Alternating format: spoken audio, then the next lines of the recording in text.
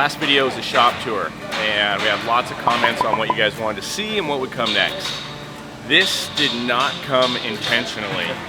It's not what we anticipated. We were thinking about doing the chase truck next and all that, and this one just came organically. It's here. We crashed. Came violently. Bad. At well over 100 miles an hour. And so we thought it would be really important to show you guys what happens at the end of a crash, what it goes into it ahead of time to think about how we prepare for something like that to happen. This happened only 3 days ago. This happened on Friday? Saturday? Friday. Yeah. Friday. Sorry, yeah. Friday. Qualifying, Legacy Qualifying, and Pro. and we're both here, and we're doing okay, and we're walking around. You can see my eyeball there, kind of detached the retina a little bit from pulling some good G's, but overall, just fine. All right, so we're gonna go show you what the truck looks like after 110 mile an hour, somewhere between 100 and Somewhere between 100 and 136. The last Yeah. speed that we saw was 136. 136 on the GPS is the top speed. Didn't hit the brake, so it was somewhere fast. Somewhere over there. So we're gonna show you what the truck looks like. Let's check this thing out. To add also, right after we crashed, the next day, we raced. So raced a 230 miles race and completed it. This is the vehicle. It doesn't have a body on it, obviously. We did for race day. So the biggest thing that actually happened to the truck was the body was demolished, which is nothing more than aesthetic. Just fiberglass. Yep. We lost a steering box, a rear upper link, which is a item that we keep as a spare on all of the trucks because it's kind of the breakaway point in a hard rollover. There has to be something that's an intended breakaway point, right? If you roll at 110 miles an hour, something has to give. And what we made it was the most simple piece. Come check it out. That's your upper link bar right there. That thing was completely tacoed. Looked like a 45-degree bend. Yeah, 45-degree bend.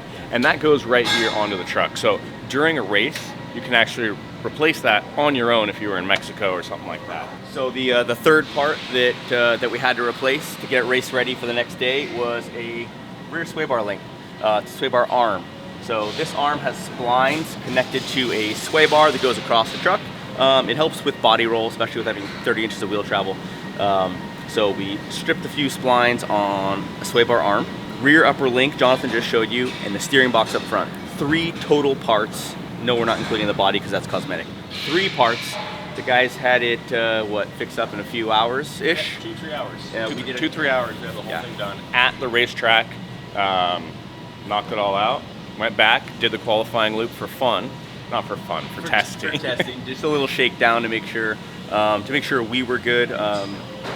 We checked out just the safety features inside the truck, make sure the harnesses, the seats, everything is still good. Went for test run. Take a look at the cage here. So something we do in all of our race trucks is a total of 6 bends. The structure that we've always designed in our trucks, we keep it consistent through really all 3 of our generations of trucks. Gen 1, Gen 2, and now we're on Gen 3. Something that Jonathan and I have always liked and thought was the strongest, most chassis structure is our bending system. A lot of these tubes are mitered, but we do keep a minimal amount of bends. One's right here in the roof, another's right here in the hoop, and another coming into it there with a gusset. This junction right here, we believe is the strongest absolute chassis structure you could possibly do in a roof. And we proved it over and over again and again on Friday. Like Jordan said, we've kept that same chassis structure through every bit of the design over the past 17 years. We have not changed that portion of it. We felt no need to. This is 2-inch 4130, so chromoly tubing, 120 wall. 126. Every piece of tubing for the cab, for the occupants, is 2-inch 120 wall, 4130 chromoly. We'll go into how we actually fabricate those pieces and what we do to ensure the strength behind building it when we go over into the fab department and show you some of the tubes over there. So keep in mind, we have not replaced one single tube after the wreck. What we did get was some scratches. So if you can see, this is some fiberglass dust because we're getting ready for another race. We did rip off the light bar tab, which is pretty irrelevant, but we did rip off the light bar tab, yes. So that's it.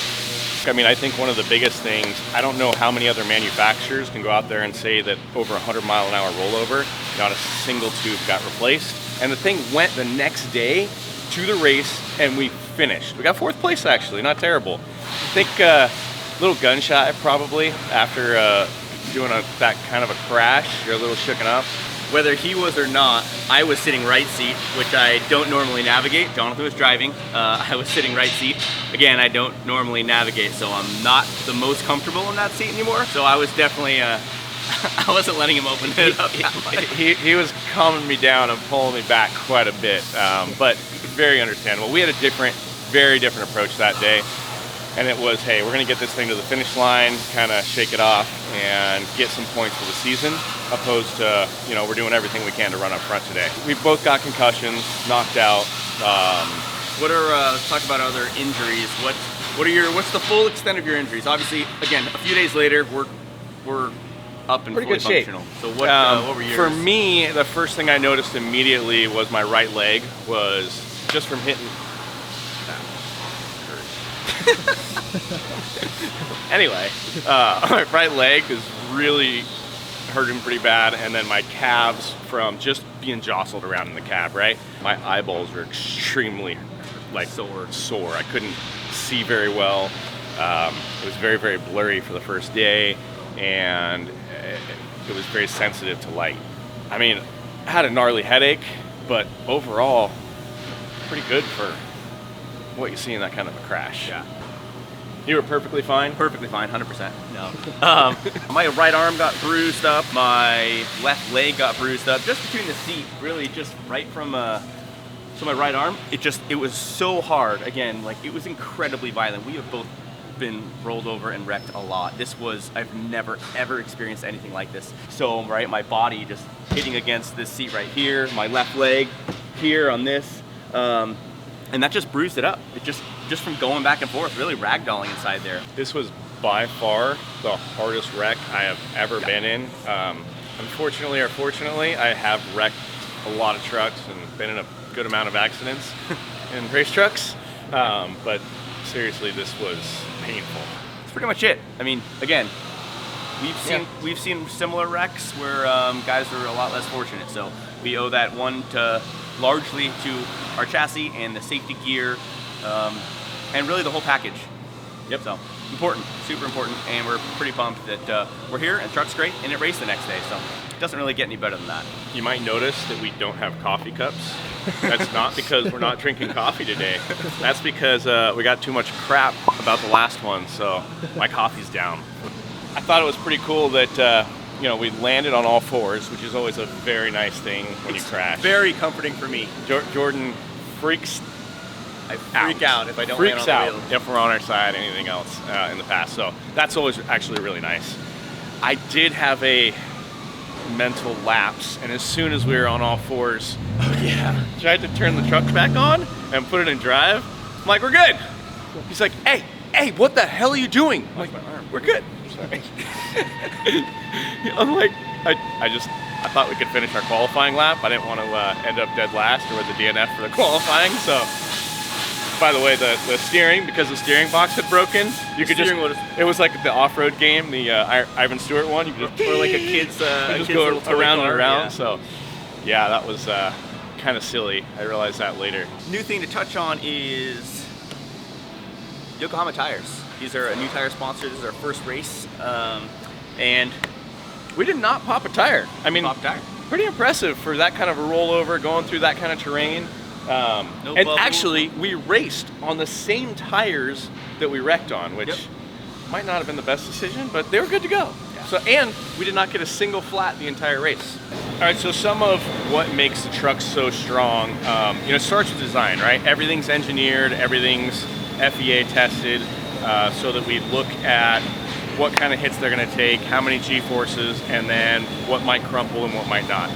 Once we're done with design, we have tubes.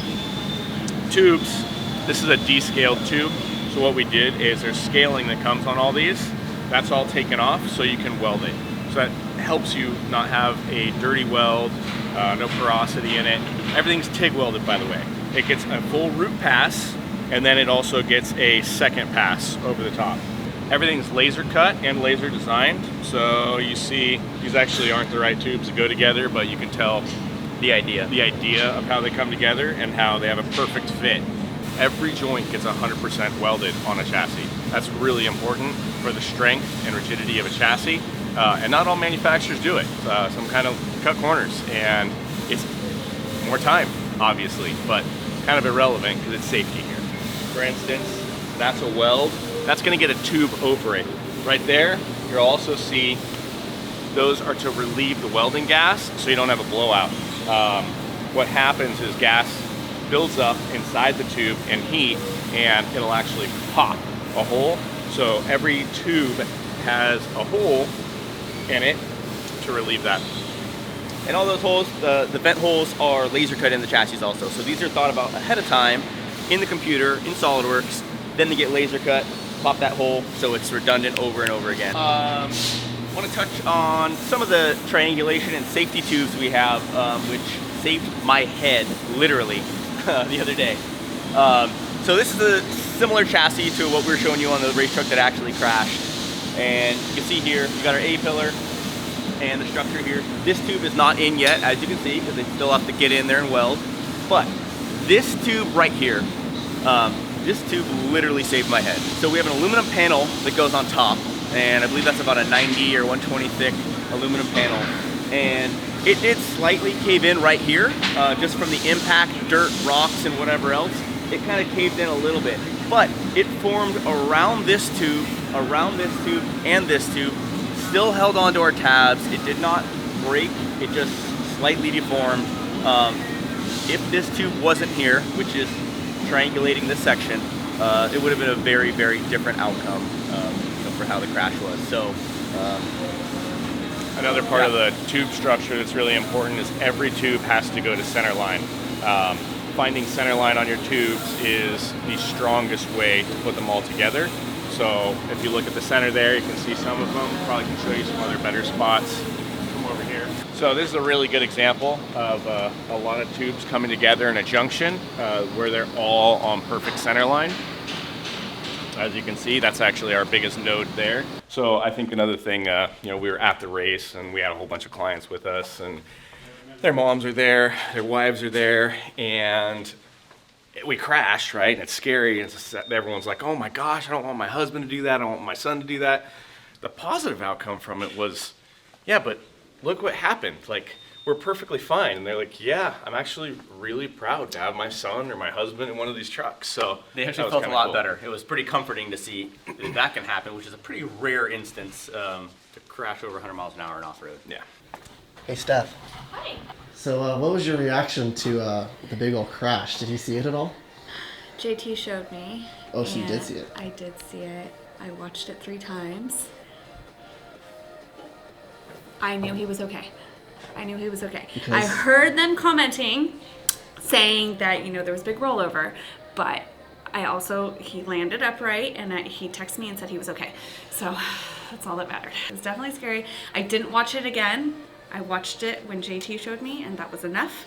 I didn't need to see it again. Did you see like the iPhone video, or did you see like the actual Tuba's video, like the nice video of it? I did not see Tuba's video. Do you want to see Tuba's video? No, thank you. No, I don't want to see. I don't want to see. I'm good. I don't need to see. Just watch. Oh, no, I did not see this. Oh, God. Okay, so here's what I know. You're standing here and you're fine. Exactly. Yeah, no, why did you show me that? No. Okay, thank you. You want to go in the truck with me next time? No. You want to be my navigator? Somebody's got to. Jordan sure is doing again. It's funny because all you can do is like shoulda, woulda, coulda, and look back and what we could have done. And one of the things I kept talking about with Jordan, I'm like, well, what would have happened if I didn't touch the brakes at all? Zero. Just let it fly and it would have gone straight, right? Well, funny thing about that is we know that we did 136. The guy directly behind us, Eric, he did not lift. He was at 120 miles an hour. He was on his bumper. Well, we witnessed this because we had just crashed, right? We got out of the truck, or maybe Jonathan didn't get out yet. So kind of recovering-ish from our crash, and then that's when he came up on that same ditch. Again, 120 miles an hour. He was doing a nose wheelie on the front bumper, and He landed it. He made it. And he made it. It was finished. He qualified first, by the way. Of course. Yeah. Good but job, it was Eric. super close.